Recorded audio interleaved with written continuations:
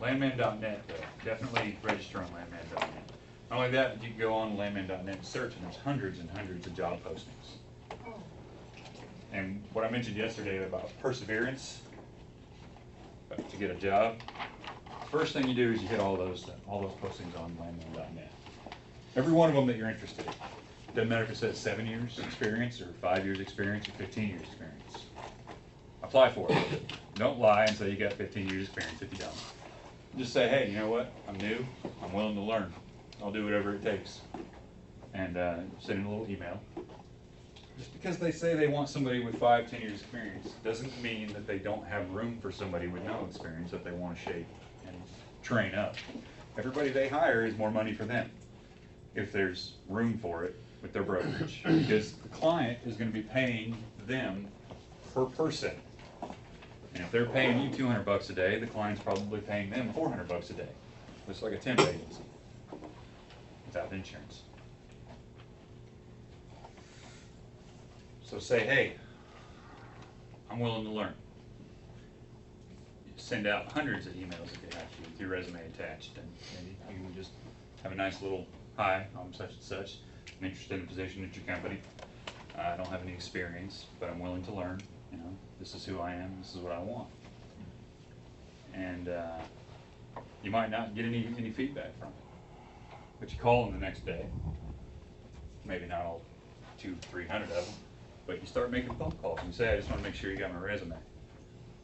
And if that doesn't work, show up. Like I said, there are anywhere from 75 to 100 brokerages in Oklahoma City now. Just show up. Say, hey, you know, I just wanted to shake hands and see if you guys had anything available. Sit down. If they will sit down and talk to you, there's a good chance that you're going to be hired on the spot. Not every time, but it's a whole lot better chance than just sending out emails and then not responding to them. They get 1 million emails a day. Knowing somebody helps. I mean, this business is all about who you know, just like any other business on the planet anymore. But it's not a guarantee. Does everybody here know somebody that's in the business? Yeah. no, You don't? I mean, not on the up end. I don't- No, yeah, you know somebody that's in the business though. Yeah. And just knowing somebody in the business is a big help.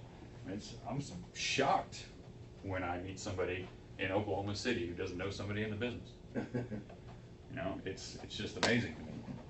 I didn't know anything about oil and gas, but I knew somebody in the business, and that's how I got into business in the first place. He started saying, hey, why don't you come do this? And I said, I don't know what the hell you're talking about.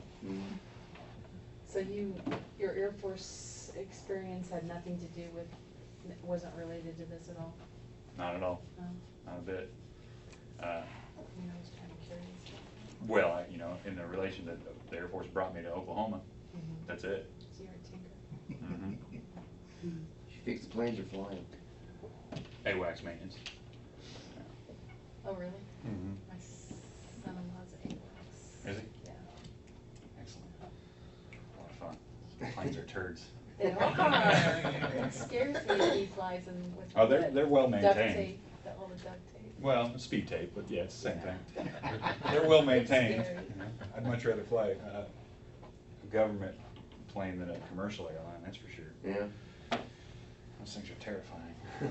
You guys don't need me to hear any of my scary stories, though. All right, we're gonna do some quick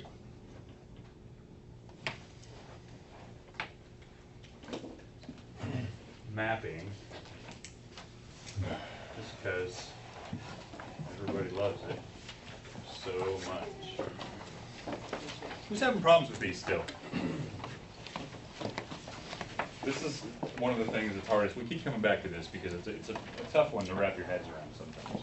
Folks in the the real estate game are probably really bored with this stuff by now because they've been working with this stuff. I love this stuff. You love it. It's easy. 'Cause it's easy.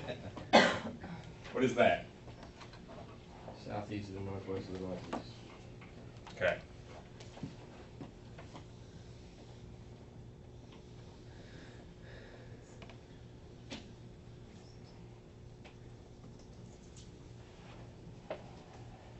What is that?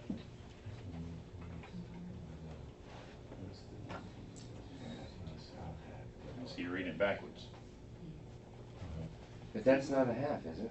Sorry? That's a third. It just looks like. Well, it's a half. It's supposed to Yeah. It's a perfect German. It's not a third. It's not a third. It's what I promised. Yeah. That one's an eighth, It's the north half of the south or half a of the quarter, northwest. however you wanna look at it. Sorry? The north half of the south half of the northwest. Close. You forgot one portion. Uh, Two south halves. oh, I'm sorry. Yeah, you're right. It's just that, my bad. North half of the south half, and the south half of the northwest. Or if you're writing it, you start with the big part, right? Which is what? Northwest. Northwest. South half of the northwest, and the south half of the south half of the northwest, and then the north half of that. Yeah?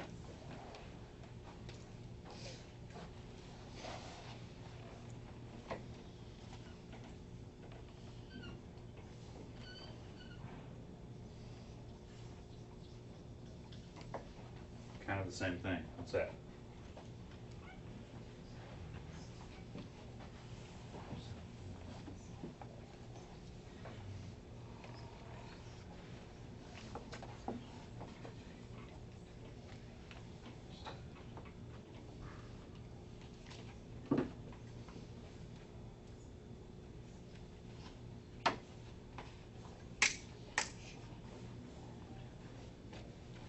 West half, east half, south, east, north of the southwest. Good. West half, east half, southwest, or I'm sorry, west half, east half, southeast, southwest. Say it once more, please. West half of the east half of the southeast of the southwest.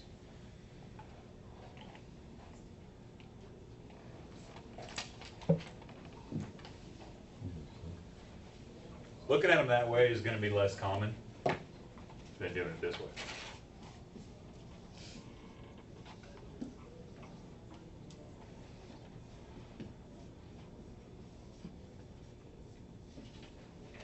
And then mapping it.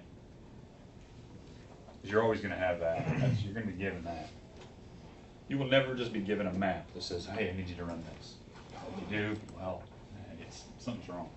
If you're doing maybe seismic work or right of way, or, they're just needing to figure out a place to run a pad or something, then it's possible that you'll be in the map. But those are usually pretty easy. You can just go to the assessor's office and find out who owns what at the surface. And again, the assessors only write probably about 90% of the time, which can cause problems as well. So where's that at? What we just did, right? Nope. It's close though. These two are swapped. We're gonna start in the southwest quarter, right?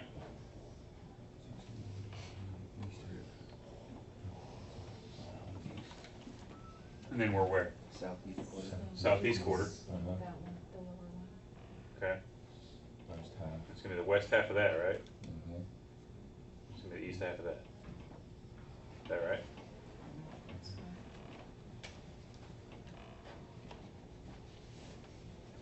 Anyone? Don't be embarrassed if you're having problems with these. Like I said, the reason we hit these so hard and so often is because so many people had problems with them. I had tons and tons, never mind, I never had any problems with these at all. See, when they run things out like that, I don't think, this was confusing me, when they're stacked, the two tracks, the Mhm. sections, when they're stacked like that, and that's what's just got me, 'cause I don't remember. You mean side by side? When they're stacked, because they're running, What do you mean by stack? like, horizontal, the sections are, they're running this way, Talking about the vertical? so, right. Oh, yeah, vertical. So if it's like east half or west half as opposed to north half and south half? Right, and I guess maybe logging that is what got me, I was just thinking of it this way. Now, right. when you split a square in half, it can be split in half 3 different ways. You're not gonna see it split this way. Right.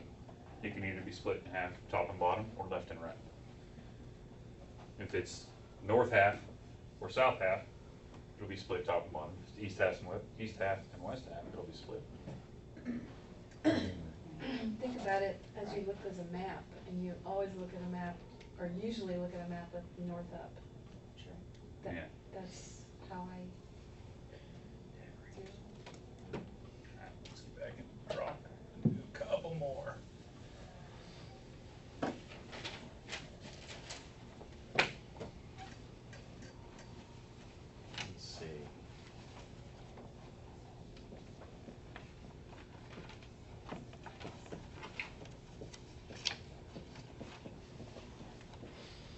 Something else you're not gonna see.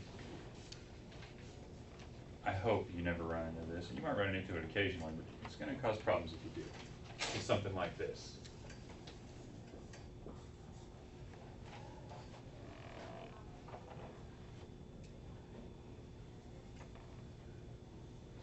Yeah. How would I do that? So I got the north half. Well, how do I do the southeast quarter of the north half? Split it again. Yeah. Split what again? The top half. The southeast quarter of the north half? Oh. So- Which is the whole north half. Yeah.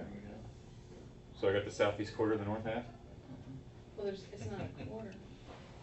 Sure it is. Yeah. Well, They're all equal. yeah, but But then how do I do the southeast of that? Like that? It should be like this. Then the west half of that? So it's this? So what is that? You're not gonna see this. You're not gonna see a north, you're not gonna see a half following a quarter. do you, You're not gonna see quarters of halves, in other words. So you're gonna see halves of halves, and you're gonna see halves of quarters, but you will not see quarters of halves. It's confusing, and as far as I can tell, pointless. You will see them write those in stuff occasionally, but usually the way they end up doing it is silly things like,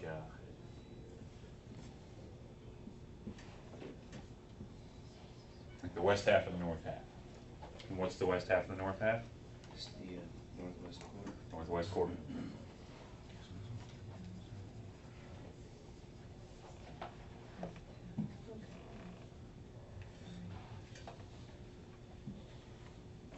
So the west half of the southeast of the southeast.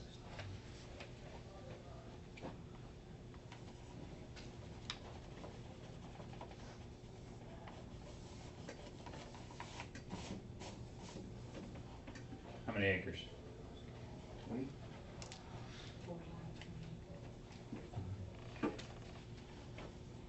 Good point. How many acres in a section? 640. So how many acres in a quarter section? 160. How many feet in a mile? 5,280. 5,280. In half, 2,640. In half, 1,320. 660, 330, so on and so forth. You'll get used to that stuff too. How did you get west half on that? On which? Because I see the north half, obviously, north half. see the Because I south erased this quarter. part of it, because it's not something you're supposed to be doing. That was an example of what not to do. Oh, okay, yay. Okay. Did anybody do the one from yesterday? When we left. Yeah. Didn't mean we used that one last night. You got it. We did, we got it.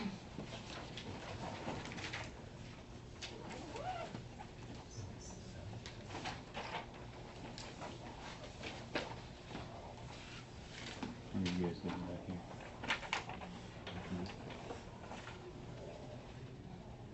You know, there's more graph paper if people need it too.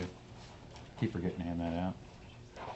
Karen's back here hanging on to all of it. Hogging all of it.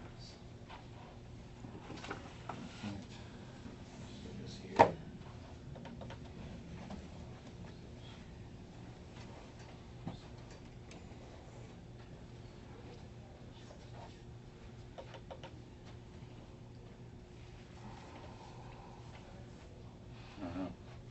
See what you got here. This is,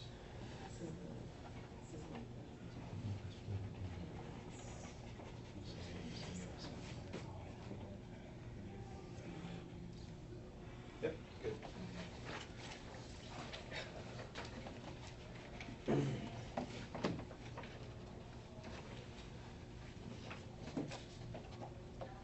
Check that again, Matthew.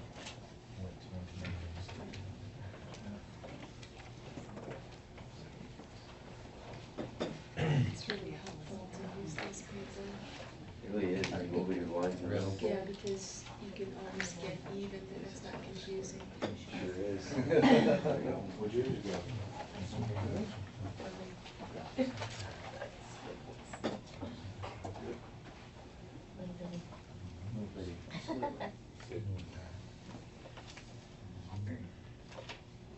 It is.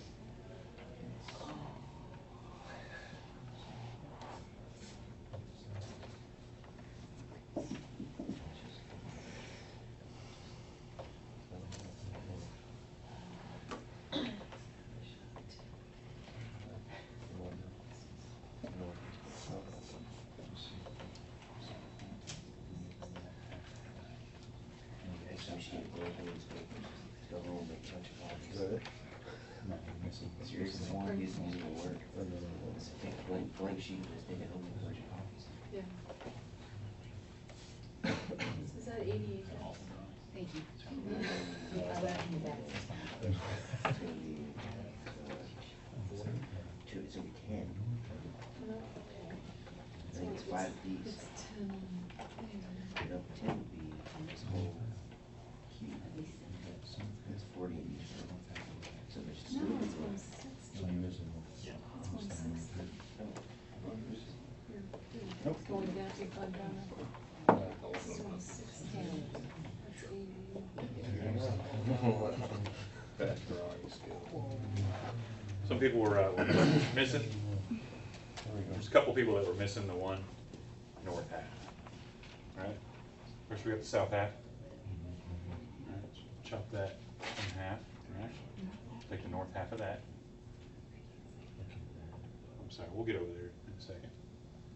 We'll chop it in half again for the other north half. We're gonna chop it in half again. South half of that.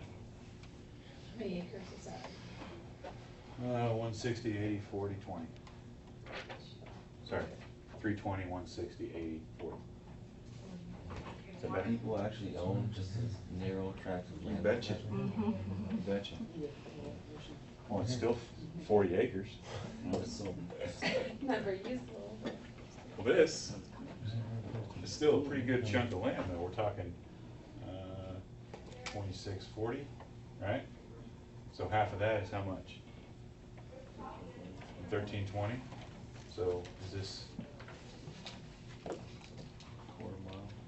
This is 660. That's 330 feet. So like a football field and some. I don't know what they're going to be using it for. Maybe it's a runway. Maybe they got an assessment. But it's a pretty good sized field. And some people own tiny, tiny, tiny little pieces compared to that. They might own, you know, something that's no wider than a line, you know? 10 feet, 10 feet wide going 5,280 feet. They own a 10 foot by a mile. What are they gonna use that for? My neighbor's property is like that. It's like 35 feet wide, but it's a mile long. That's great. Well, and you'll see a lot of things like easements and right-of-ways that's exactly what they are. You know? All right, who wants to do some more of those? Those are fun? All right. Well, then you do some. Really? You said they're fun. I don't even, You just write the directions and we'll draw them.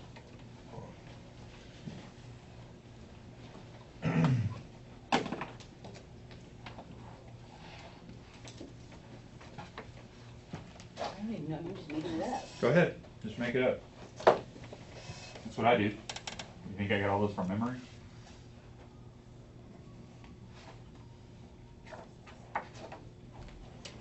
Right. I don't know if I already got out.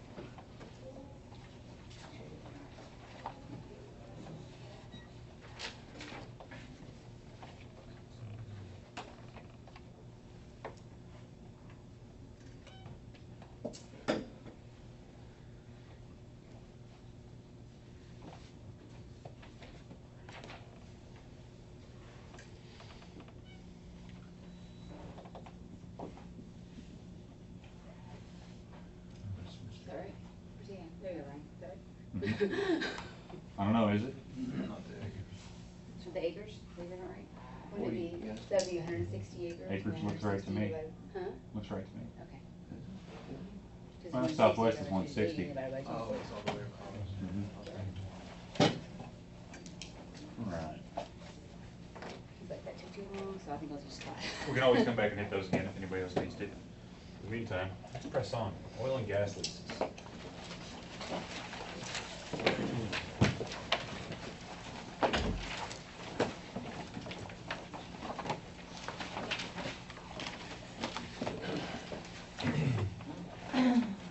You'll see these written as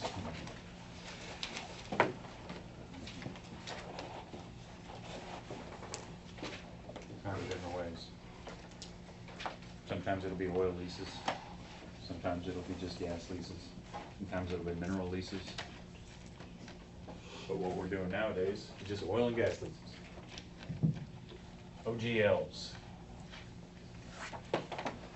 Page are you guys on? 45. You can go ahead and read the overview if you want, but it's just gonna cover all the stuff we talked about anyways. First and foremost, does anyone not know what an oil and gas lease is? Well, a gas lease is nothing more than somebody's basically renting the rights to your minerals. Mineral owner owns them, somebody else wants to develop them, because we can't develop them ourselves, not without a lot of money. You're gonna, as a landman or leasing agent, you're gonna have negotiations with the mineral owner leasing their property.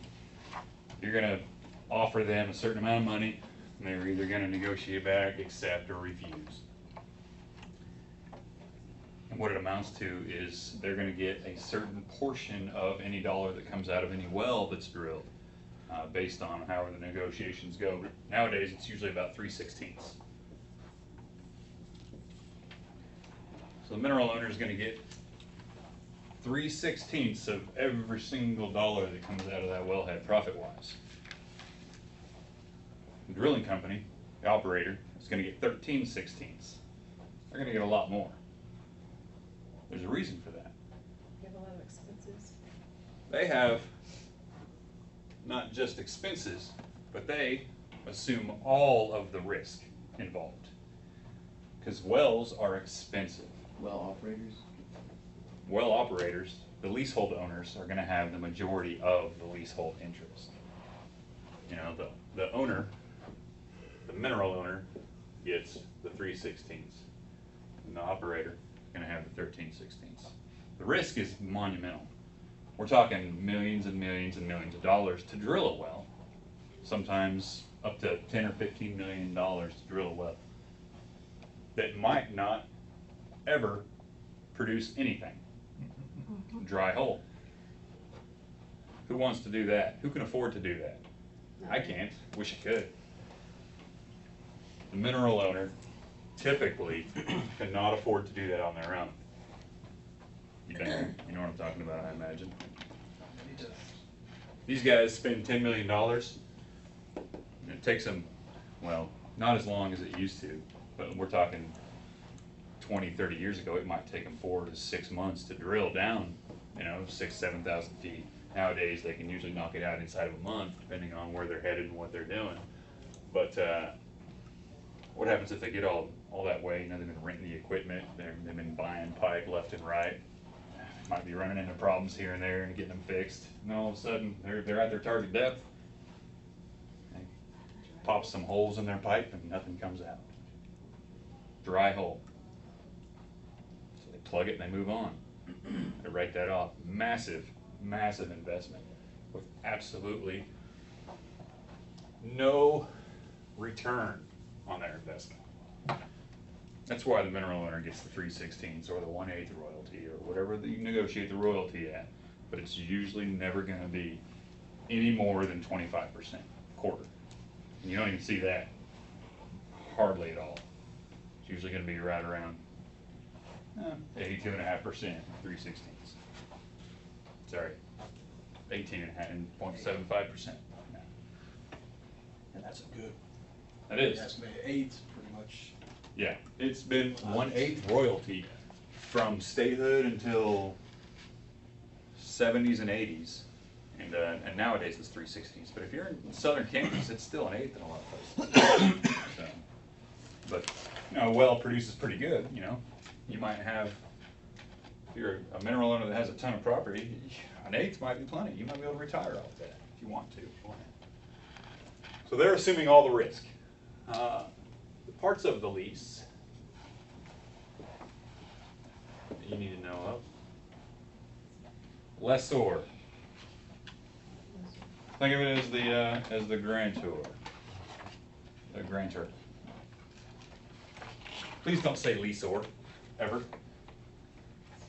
The only time I say leaseor is when I'm making fun of somebody saying leaseor, or I'm saying don't ever say leaseor. Some of those old salty oil and gas guys will turn blue if you say leaseor or leasee. Lessor, lessee. Mineral owner is the lessor. They're the mineral owner. Lessee, it's us. Landman. Landmen, leasing agents. We're not actually going to have our names on those leases typically, but we're going to be the ones who are negotiating it for the company, either our brokerage or for our clients, whose names will be on that. The lessee, the one who's going to have the rights for that particular chunk of land, being the description.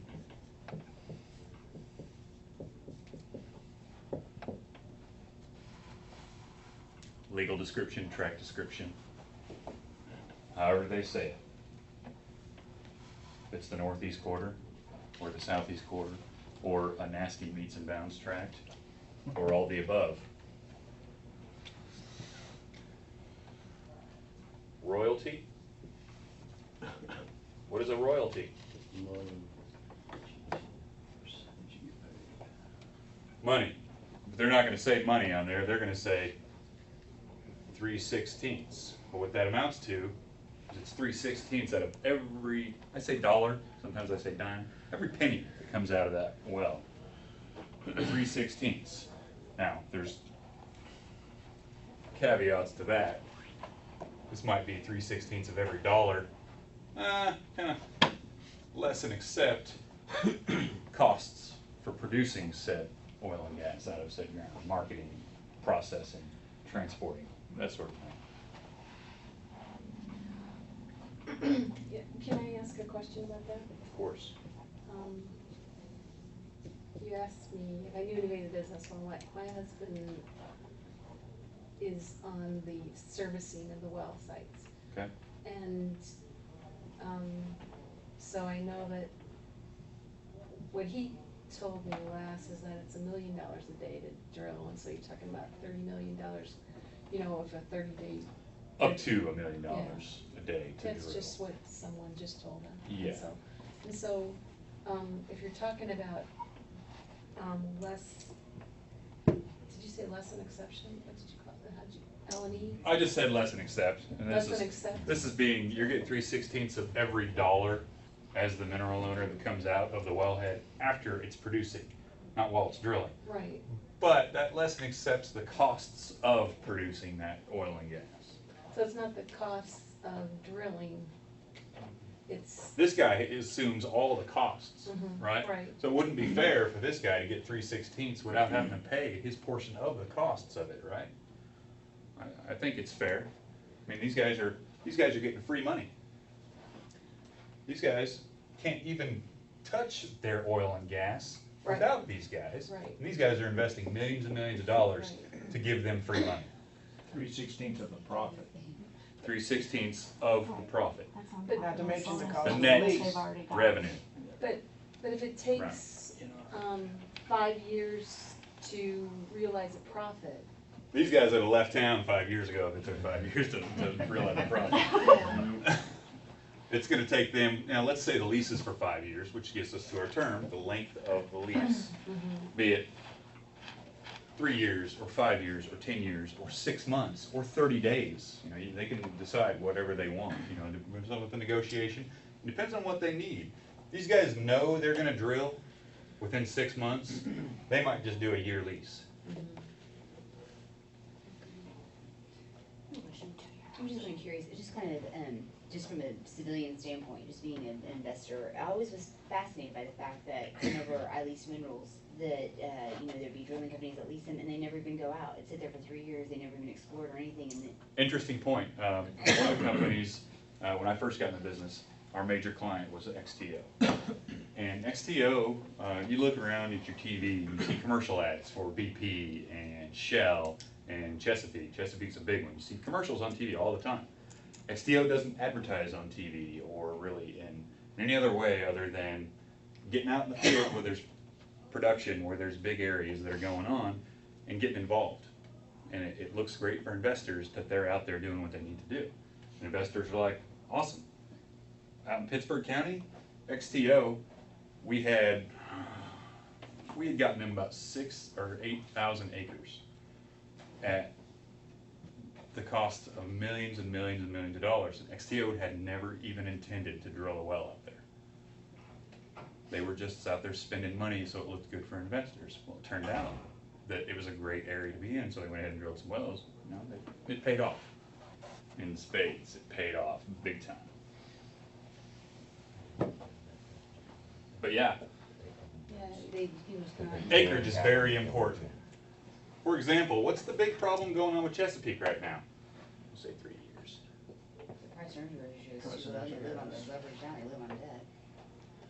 And it all has to do with not anything to do with really the oil and gas. It's just the tying up of the land itself, of the mineral rights, of the ownership of it. Who has the rights to it? Chesapeake is brilliant. They've spent the last 10 years just completely revolutionizing, yeah, whatever, the business. They'll go out in an area and they'll buy up thousands and thousands of mineral acres in an entire county. And then they'll pick the spots with their geologists that they think are awesome. And then they'll drill and they'll hit. And then everybody else will see how great that area is. And they come running, and then Chesapeake can jack the price up for their leasehold and then sell it to them at a profit. It's brilliant. It's brilliant. I know a landman that does that. Yeah, flipping He'll- leases. Well, he'll just go and he'll get up against Chesapeake or somebody Oh, yeah. where there's 2 or 5 acre tracts, you know, just little tracts. Sure. He's made a killing. Oh yeah. He has absolutely made a killing. Yep. Yeah, it's gotten them in a little bit of trouble because they've been leveraging their future interests, and a lot of times it doesn't pay off. And the way the prices are now, the prices keep going down for natural gas, which sucks for anybody who's trying to develop that natural gas, because it might cost you $10 million to, you know, hit the bottom of the formation you're going for. You're not going to be able to sell it for much at all. No, probably more than I make in a day, but you're still not going to be able to sell it for the kind of profit that you could make 4 or 5 years ago. Unless you sell it to the Chinese like Chesapeake did. Unless you sell it to the Chinese. Because it's 5 times the Well, price over you know there. what I heard about that off If they topic can get it. was they not selling anything to the Chinese except for knowledge. The Chinese are partnering up with Chesapeake basically to learn all of the processes that Chesapeake uses to develop their natural gas. So did you sell all that leasehold in the Marcellus that they were I know. Or is it a real shady or cloudy deal? Well, and that's what I thought too, but you know, somebody who makes a whole lot more money than me, so I have to respect their opinion, I guess, has informed me that they're not really selling anything other than the knowledge of how to develop it. You know, the Chinese have been drilling for natural gas for thousands of years, with sticks and whatnot, but they've been getting it out. Now they just want to use some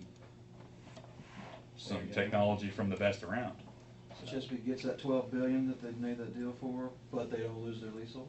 Yeah, Is that what that's that works that's out to? supposedly what it is. That's a great deal. They're partnering up. The Chinese corporations that are getting involved are coming on site and having access to everything that Chesapeake's doing in there. So then maybe they're getting profit out of it, but 12 billion to the Chinese is like belly button lent to us. You know, it's nothing, especially American It's dollars. great for Chesapeake investors, though. All right, so the term is going to be the duration of the lease. Now, you have 2 types of terms. And we'll basically call it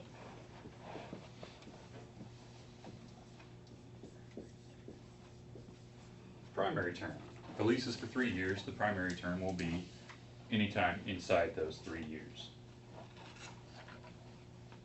However, you can have extensions to the primary term, which will lengthen the primary term, but it'll still be the primary term if an extension is filed.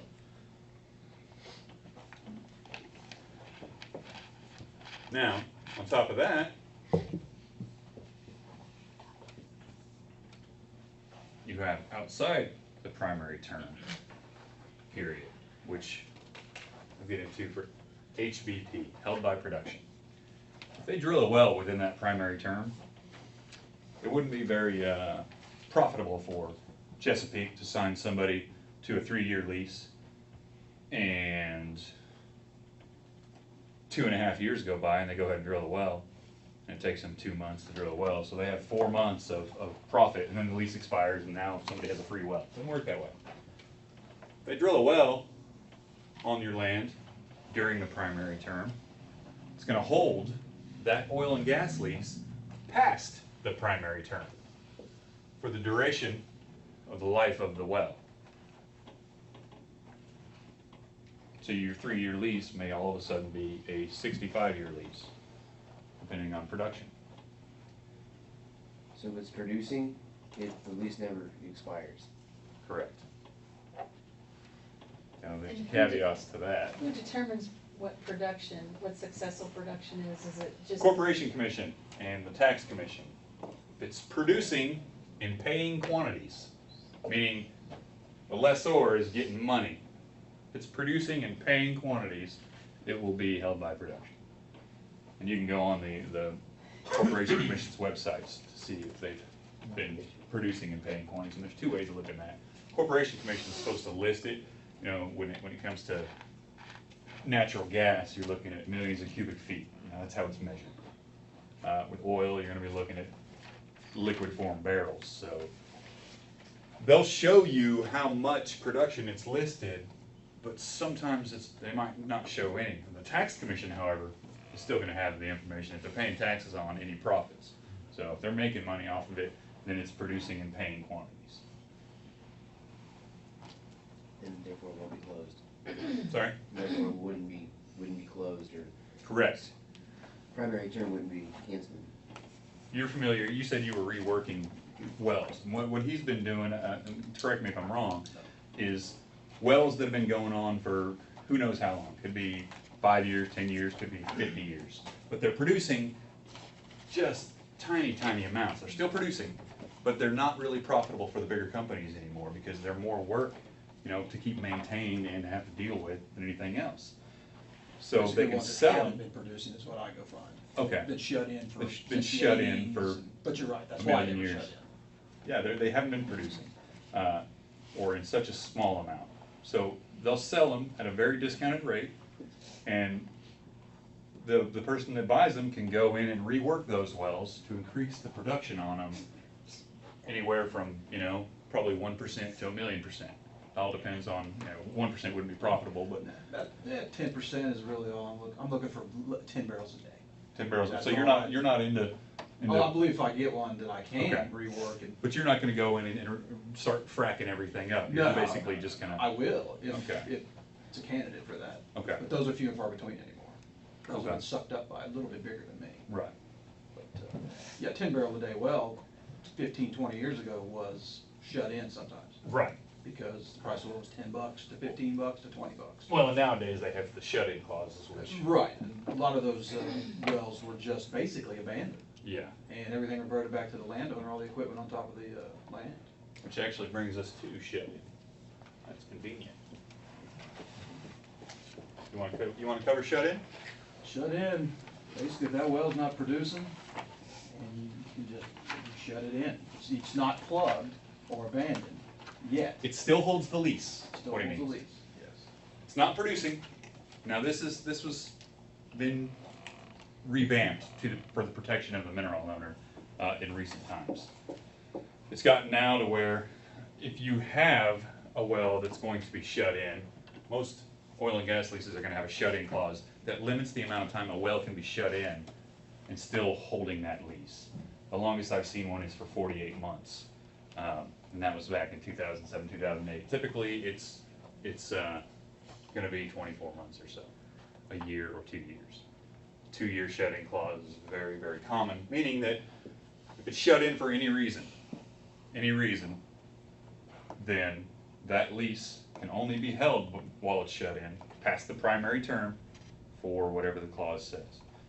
Give some reasons as to why it would be shut in and what shut in actually means. The last one that I was involved in that was, had a shut-in clause and a shut-it in was because, it was the one I partnered up, promoted it. I drilled a well, gas well, they didn't have pipeline to get to it, so they shut it in for Right. about a year before they got pipeline to the well, then they produced it.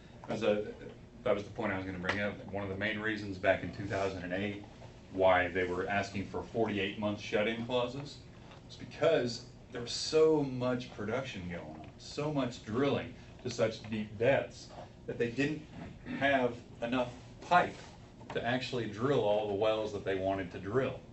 Most of this was like Woodford Shale. The Woodford Shale covers 3 states. It's huge. They had wells drilling everywhere. That's still a problem right now, that they don't have enough rigs. I hear they're. Rigs they don't aren't the have same as the pipe, though. Right. But yeah, there's an issue with They're slowing having up. enough We shipped them all overseas back. in the horizontal day. rigs. They just haven't created, they haven't manufactured enough Right. of the horizontal drilling rigs. Maybe they wanna rework the well, that shut-in clause, if they wanna go in and rework it perhaps? If a well is being reworked, then it's gonna be held for a shut-in for a small amount of time. Let's say a well's been drilled 5 years ago, 10 years ago, 20 years ago, and it's been producing. Well, they want it to produce more. So they gotta stop producing for a little bit while they rework the well. Well, it wouldn't be fair for the oil company or whatever who's trying to increase the profits for everybody involved if they all of a sudden lost all their leasehold because they stopped producing for 6 months or so while they rework the well. So they'll shut it in. It'll be shut in for 4 or 5 months or a week or 2 weeks or however long it takes. What's the average time, you think, to rework a well? Oh, It's been shut in for, say, 30 years. 30 years, week. Okay, so a week. Yeah. Well, you Old pull the technology. string. Oh, right. It all depends, I mean, if you can afford to be out there 2 weeks and you're gonna do a In lot 30 of years, stuff. 30 years is probably only gonna be about a 4,000-foot well max. 5,000, Seminole County, Potawatomi County, Right. you know, jerk the pipe and then you go for it. Just in layman terms, is a shut-in just a well that's not producing but hasn't been capped? Yeah, a shut-in, and for instance, a shut-in clause, matter of fact. It's right there on that first page. A shut-in clause states time a well can be shut in. Oh, I didn't have it. I'll bet I have it here at the end. We pretty much covered what it means. Anytime a well is not producing, but the oil and gas lease is not released, for any kind of reason, and a lot of it is equipment broke down, you know? Pipeline is hard to get, you gotta wait. In the old days, there weren't shut-in clauses on leases, which is why there's a well that's been shut in for 30 years or 40 years, and that lease is still being held by it. You know, mineral owner hasn't gotten a dime in 3 decades, but they can't lease with anybody else because there wasn't a nice shut-in clause. See, a lot of people think, hey, that's wrong. Welcome to the oil and gas business. Mm. You know, There's no way to contractually get released to people that do that. there's not a whole lot of protections for mineral owners until the last 30, 40 years. You know, the system wasn't designed to protect them. The system was designed to produce oil and gas. And people can complain and say, hey, that's not fair, I'm not getting paid, but you can't let me lease anywhere. Oh well, you got enough money to sue them? Go for it. They probably got more than you. It's not gonna work too well in your benefit. But that's why people started getting smart and putting things like shut-in clauses in their leases that say, hey, you know, I would like my lease to not be held past the primary term for any shut-in clauses or any reasons other than things that are necessary. Things like awaiting pipeline, fixing your equipment. You used to be able to just park a piece of equipment on the land say you wanted to tie up somebody's oil and gas lease, and it was about to expire, and you thought you might want to drill someday, but you didn't really know. So you just go park a rig or a truck or something right there where you thought you were going to drill, and it would tie it up. They call it shut-in. Hadn't even broken earth yet. Which brings us to spud bait.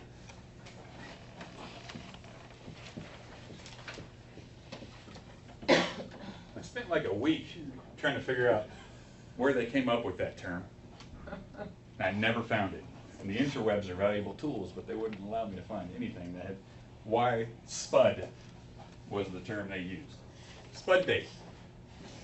Spudding is breaking earth. The day that they break earth, they start drilling. From that day forward, it's HBP until that well is considered plugged and abandoned.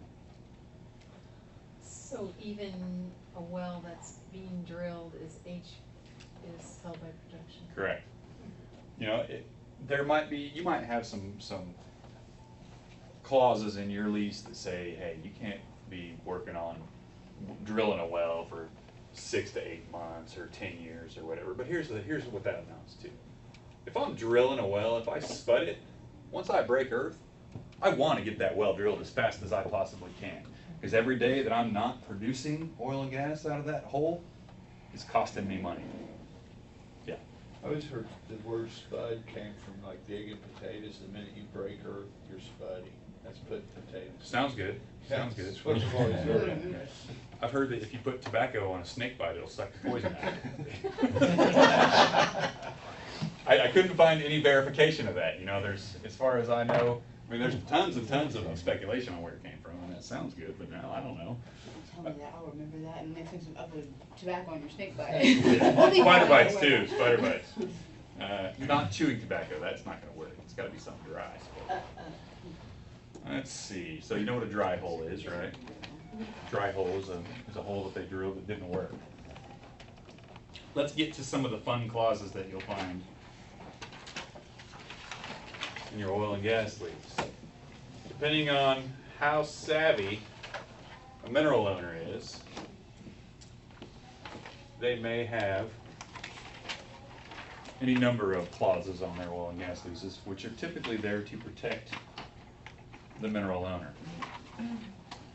As a leasing agent, we don't really want them to be aware of those right off the bat, because we can use these as negotiating tools to help us out, offering them things like depth clauses. The depth clause does nothing more than limit oil and gas lease that's held by production past the primary term to certain depths. For instance, you have a depth clause that states at the expiration of the primary term, this oil and gas will be released as to all depths below the deepest penetrated formation. Well, if they drill a well to the Hartshorn Formation and it's producing, well, past the primary term, that lease would be still held by production. However, if you have a depth clause that says what I just said, then it can only be held to usually about 100 feet below the base of the formation, or the deepest depth drilled, whichever one they want to use. And everything below that can be leased again for the deep rights.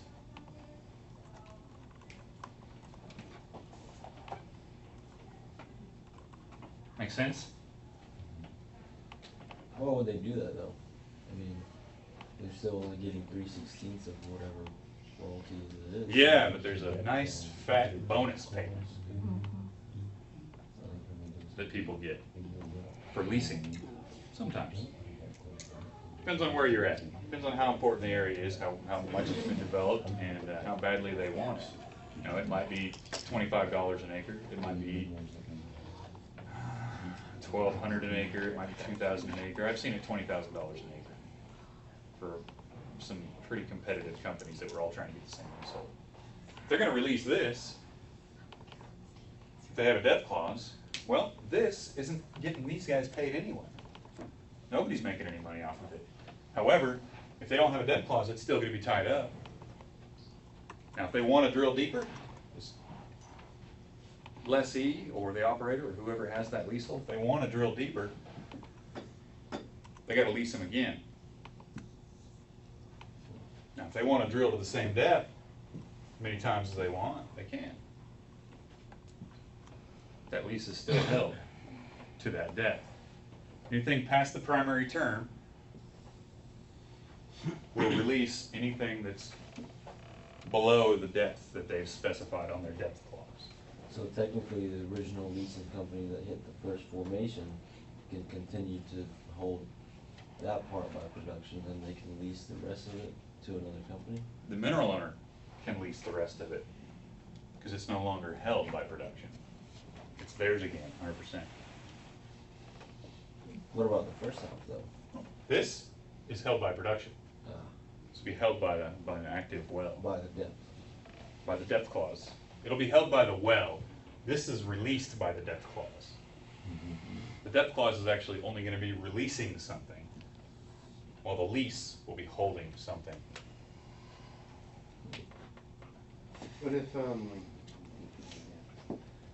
What if the lease is up and they don't have the death clause? The Then it'll be primary- held from the surface to the center of the earth. Huh. Not that we're going to drill that far in the next week or so, but But even though the primary lease is up, they'll have to release it to drill further down into it if there's no depth clause? nope. As long as there's a producing well, They can go as far as they want. as far as they want. Look at that lease on page 51.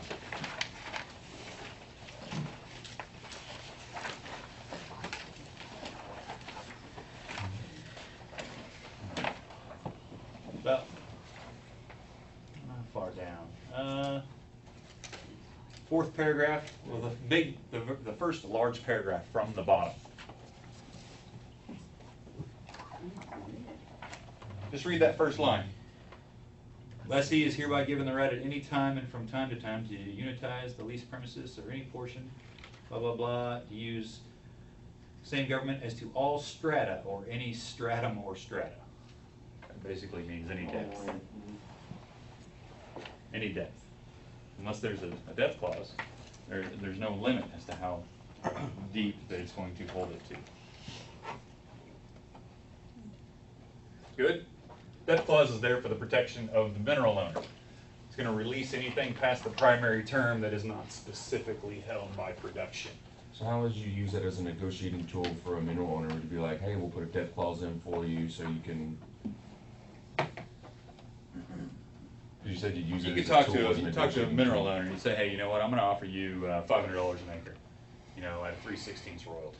But And the mineral owner, well, depends on where you're at. It might be good, it might be terrible. Sure. Hey, money's money, right? Right. But if your neighbor got $2,000 an acre and they're Right. offering you 500, that sucks. So they're gonna say, you know what? The other company, they offered me $750 an acre. We'll tell you what, we'll offer you $600 an acre and we'll throw in a depth clause as well. That way, anytime the primary term is, you know, past the primary term, if we do drill a well, you can release again to somebody else to deeper depths. Mineral owner, depending on how savvy they are, they might say, awesome. Or they might say, yeah, I was gonna have that anyway. Nice try. Right? are there geological companies that just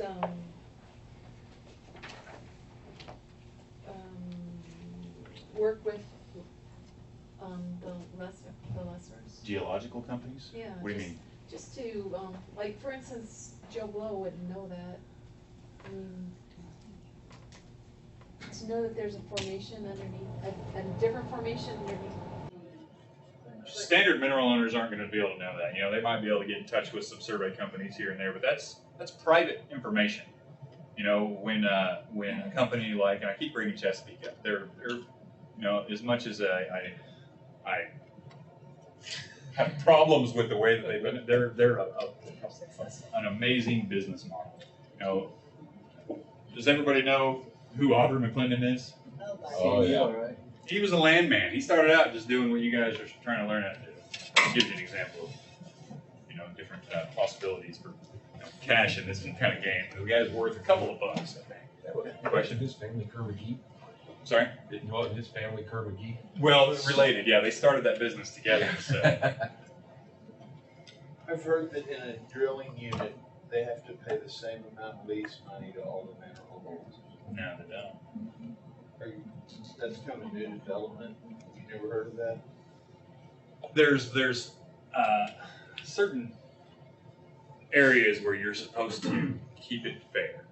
But unless you actually have a clause that specifies that you're gonna be getting the same amount of money, then you're not gonna have to worry about it. Those things suck, by the way. You don't ever want to tell the mineral owners about anything like that. What it amounts to is it's gotta be fair. Fair market value for what it is, the going rate, you know. If I lease you 6 months ago, and everybody around you is getting $50 an acre, then you're gonna be happy with $50 an acre. 6 months later, Jesse gets leased, and everybody around him is getting $10,000 an acre. That's fair for Jesse. You guys are neighbors. You got screwed, it seems, but oh well. It's not his fault, and I'm not going to give you any more money anymore. You know, there's no way. You're not going to have any grounds to sue somebody. You're not going to be able to say, well, that's not fair, because it was fair at the time. Can we see that they got paid? You know what I mean? Like, can I go in and pull my? You can ask them. But is it on record in the register of deeds to see No. what did Jesse's paid? It's in their bank account. That's the only way you're going to know how That's much the they way- got paid. okay. Sometimes in those older oil and gas leases, they would put the bonus amount that they got per acre, but companies kind of shied away from that. You know, you can imagine why. Sure. You don't want to be competing with all your neighbors and what have you. So, did I answer your question? I don't remember. I don't remember what you asked. I got on the Auburn Clinton thing. I don't remember what your question was. Excellent.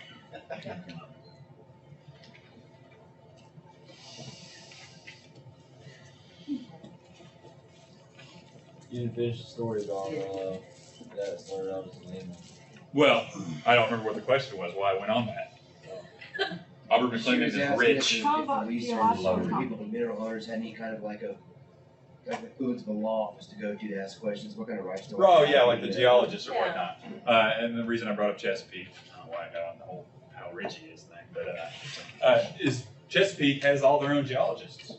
Right. And when they go out and they find an area and they find a bunch of areas that look really great for leasing and for drilling, they don't want to share that information with any of their competitors. So that's their information. It's theirs. There's some big issues up in the Northeast right now, Pennsylvania and Ohio, where that stuff is supposed to be public record, but only after 2 years. It doesn't have to be released to the public for 2 years. That's part of that whole greater good thing. You know, it's for the greater good. Why shouldn't everybody have access to this? Because it's supposed to be for the whole world, not just for your company.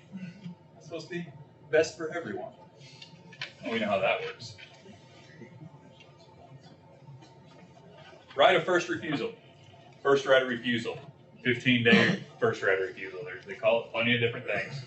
What do they call it? First right of refusal here. I put right of first refusal. What that amounts to is, if I have an oil and gas lease that I had in, call it January 1st, 2000 and, I don't know what that is, 2009. It was a 3-year lease. That expires January 1st, 2012. You can top lease somebody. You can top lease for somebody as far out as you want. If company B comes along and wants to lease the mineral owner before the primary term expires on this, so plus 3 years,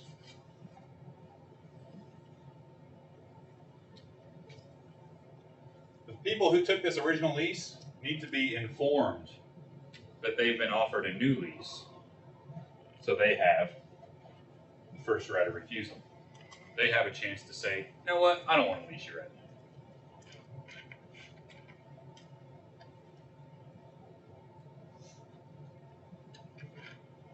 Maybe I'll back up a little bit to help you guys out.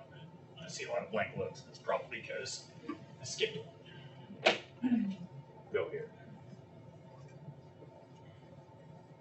Top lease. What is a top lease? It's a lease that you take on somebody that already has an existing lease.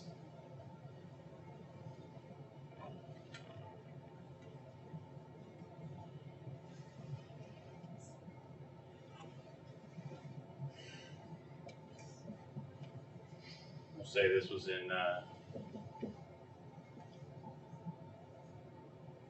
so the lessor and the lessee have an agreement, an oil and gas lease, 3-year lease, set to expire March 1st, 2011. That lease is held by the lessee until March 1st, 2011, and beyond if there's production. But in the meantime, once it expires, somebody else can lease. Now, call this lessee A. Lessee B comes along 3 months before this expires, says, I would like to lease you guys effective March 2nd, 2011. It's a top lease. They're not actually held, lessor isn't held by this lease until this lease expires. Tell me why that wouldn't be a good idea to top lease somebody. What if it's a hole at all? What if they drill a well? What if lessee A drills a well 2 months before this lease expires? Or they go out there and park a rig, like you were talking about. Well, that no longer holds. Now you have to split it. If lessee A drills a well during the primary term of this oil and gas lease, this will never be valid while the production exists. They just wait until the term's up and then you Because if they wait until the term's up, somebody else might get in there and lease it before they can. So they're trying to get it in. They're trying to get it in advance. So we need And to they say. pay the leaseor too. Leaseor gets And paid they by- pay the lessor. Who said lease? Oh, yeah, I said it. You told These me- guys pay them. You told me not to. I was in my head. They're paying They them pay them. a bonus at least. Not always a full bonus, or maybe half a bonus. 10%. 10% or 50%, or the company you work for does 10%. I think they're morons. Here's why I think they're morons, because they're doing top leasing 6 months out. Mm. Half a year is a long time for somebody else to decide they want to drill a well. A long time. And they're paying these people hundreds of thousands of dollars, probably millions of dollars, even as a 10%, because they're doing it with so many people, so much acreage, on the hopes that this guy doesn't drill a well and tie it up so these guys can never have that. And they don't get that money back.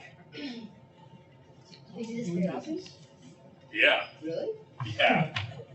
I think you should never, ever top lease somebody more than about 90 days out, which is a stretch. Honestly, I think top leasing is a really bad idea for anything that's not within a couple of weeks of expiring. But going 6 months out, yeah, you're rolling dice that have nothing but ones on them. It's just a terrible, terrible idea. You're gonna lose at least once, and when you do, it's gonna suck. That's what a top lease is. Somebody who signs a lease, or somebody who leases prior to the expiration of a current lease. Good? Now, does that make sense what a first right of refusal is? Yes. Should I hit it again?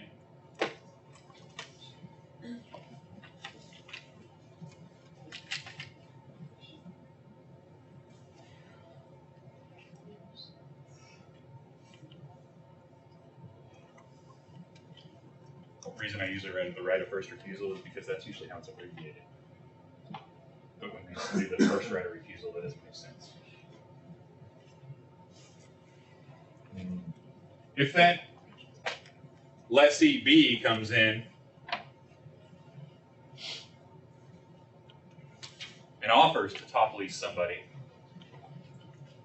lessor, who has a current lease with lessee A, then the mineral owner, the lessor, needs to inform the current oil and gas lease owner that they've been offered a top lease.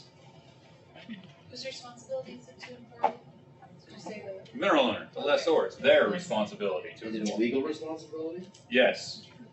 It is a legal responsibility. You lost me. So, the first right of refusal means that the mineral owner has to notify the other. Mineral owner has to give the current leasehold owner the right of first refusal. To give them the option to, Why can't I just lease out again? It's my minerals. I don't. No, they have a lease on it though. they have a so contract can't. that's signed that says they have to do that. And then they It's a can 3-year contract, dude. So if it's a 3-year contract, why? Yeah, I but mean, that's I what- can't Because have it's a- during the primary term of that 3-year contract. It wasn't even looking around. They haven't been out of my property or not. Doesn't matter, it's contract. Mhm. It's a legally binding contract that says that during the primary term of this lease, So you always. if you were find a given right- another offer, you have to let us know that somebody else has been giving you another offer. And then they have the right to decide if they want to try and lease it again from you or say, no, go ahead and go with that company. So basically that's a clause that Chesapeake would put when they send out their documents to the lessor. Yes, Okay. that's exactly what they do. This one protects the lessee, not the mineral owner. And, the reason the lessor would, no one, if there hasn't been, if they haven't had spud, if they actually haven't drilled or something, that's why they would be interested in getting. Yeah, if they've already drilled a well, then these guys would never even get involved. These guys would say, well, that's HBT, that's held by production.